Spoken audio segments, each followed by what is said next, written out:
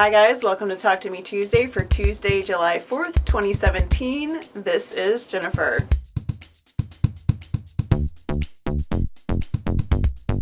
I don't have a finished quilt to show you guys today like I had hoped, but I do have a whole bunch of things that are moved to the next step, and that is the stuff I'm going to share with you today. I mentioned last week that I had practiced quilting on a project of doom made from blocks donated from the Facebook group, and I wanted to show you guys a little bit of that because the whole point was I was practicing spiderweb quilting. The reason this is pink thread is it's glow-in-the-dark thread. So this is the thread that Jules gave me for my birthday, and I practiced spiderweb quilting all over this thing. So spiderwebs, spiders, etc. This quilt is quilted and needs a binding, and my goal is to get it bound this week because I'm going to be going out of town for 5 days for an anniversary trip with my husband, and I want to have this done and ready to go to the Linus Connection, which is only a couple days after I get back from my trip. I did finish quilting the paper piecing vintage Halloween quilt. I did the same thing on this. I'm going to see if I can give you, this is the back so you can see spider web quilting. I'm absolutely thrilled with the way the quilting worked out on this. I spent the greater part of last week working on it. I don't think I pulled it off of the frame until Saturday maybe. So this is a different colored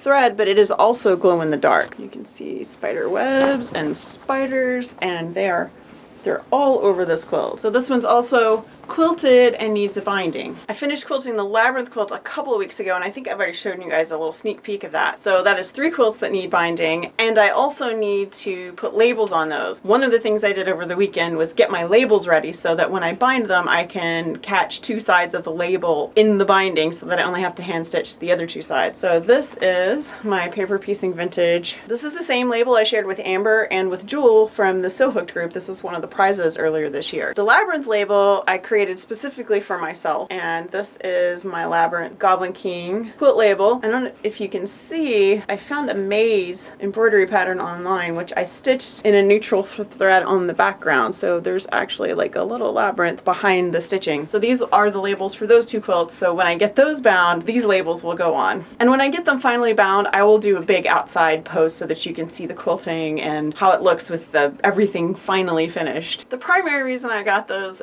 quilted but not bound was I was sharing my sewing space with my daughter the last couple weeks. She's been working on a project for RTX, which she's going to this weekend. She is considering maybe doing a Talk to Me Tuesday, so I don't want to share too much about what she did. She designed and created a backpack for part of her costume, and if she decides to do a video I will link you guys to it, and if she doesn't then I will try to share it in a couple weeks. One of the many things on my to-do list that built up while I was working on paper piecing vintage and the labyrinth quilt was a costume for my son for a con he's going to in the fall, and I promised him I would help him with this months ago. Like I think spring break we started talking about it. When he was younger he cosplayed Roxas and he wants to revive that cosplay, and we've done some thrift shopping and gotten some pieces we can alter to make this costume. So this is 2 pairs of men's slacks that I have pieced into 1 pair of pants. This is the lower half of Roxas. We still have a jacket and like an undershirt type thing to make, and he's working on the rest of the props himself. My embroidery machine has been going kind of non-stop the last few days, and one of the things that I did was a design that I created in EQ Stitch and then added text to in Embrilliance because I don't have one big fancy piece of embroidery software, so I have a couple of different less expensive ones, and I tend to create and then combine my layers and things so that I can come up with patterns that I like that I did myself. So this is something I drew myself based on an anime called My Hero Academia, which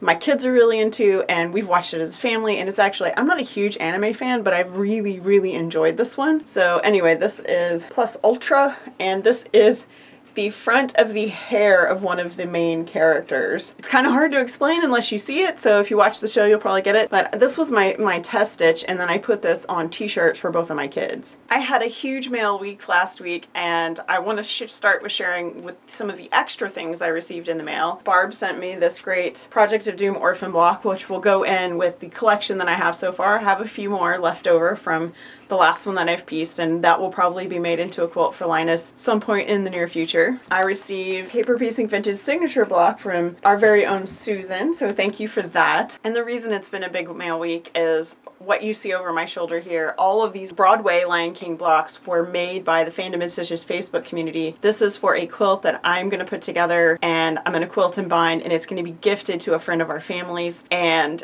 I could not get this done in time without the Fandom and Stitches Facebook community support. Suffice it to say that the person that's going to receive this is an enormous Lion King fan, and this person has never had a quilt. Nothing like a quilt. It really matters to me. It's very important to me to share this with this person. If I had had a couple months with nothing else to do, I would have made this myself. I would have been happy to make it myself, but as it is, I am extremely grateful that I have the Fandom and Stitches community to help put this together. I am accepting blocks until July 21st, which is a Friday. I've almost got enough for the quilt top. It's going to have a gray sashing and sort of an Andy Warhol kind of thing going on. I'm planning to do one cushion, and then anything that's left over is going to go into a Linus quilt. So if you want to send a Lion King block, these are the 12-inch blocks. You can find them on Fandom and Stitches under Music and Musicals. Just look for Lion King and you'll find this block. Like I said, it's the 12-inch block. I'd be thrilled to share one of these with Linus too. So if you want to make one and you want to participate, just go right ahead. It can be any two colors, tonals, batiks, solids, whatever. Just no prints, please, because you can kind of see why. And that's it. If you want to share, if you want to participate, just make a block and send it my way. If you've already made a block, then huge thanks to you. I literally could not have gotten this done in time without your help. For Free Pattern Friday, from last Friday through all of July, I'm going to be celebrating 20 years of Harry Potter, because you guys know I am a giant Harry Potter geek. Harry Potter quilting is been my contribution and my connection to the fandom for, I don't even know, almost probably 10 years now, 12 years now. I think 12 years, guys, 12 years. I think it was 2004, 2005, something like that. Anyway, so for July, I am going to be sharing Harry Potter patterns, as many new ones as possible. I have some that were untested, and I'm working on getting those tested so that I can share them. Last week's was Stop Voldemort, and if you guys have been in fandom for a while, you probably recognize this image. This was a viral picture from some years ago. I did try to find the original photographer, but it's all over the internet, and I don't know who took the picture. So if you know who took the picture or where they took it, let me know. The closest I came was finding a comment that it was from outside of a high school somewhere in California. I don't know. So anyway, you can find that pattern on Fandom and Stitches and on Sew Hooked. I'm doing double duty this month on Free Pattern Friday, since all my patterns are going to be Harry Potter themed. So come back this Friday for another Harry Potter inspired free pattern. Like I said, I am going to be out of town. I'm leaving Saturday, coming back Wednesday next week. So I may or may not have a video. I have something in mind. I'm hoping to do a little video for you guys, but I can't make any promises. So if I'm not here next week, that's why. Please welcome our new Talk to Me Tuesdayers. We have one for sure that's already posted, and Abby, I'm so glad to have you, and I have approved another member to post to Talk to Me Tuesday, and I'm hoping to see you soon. So you guys be sure and watch that. Watch everyone's videos and comments. That's what makes it a community. Be crafty, have a wonderful week, and I will see you maybe next week.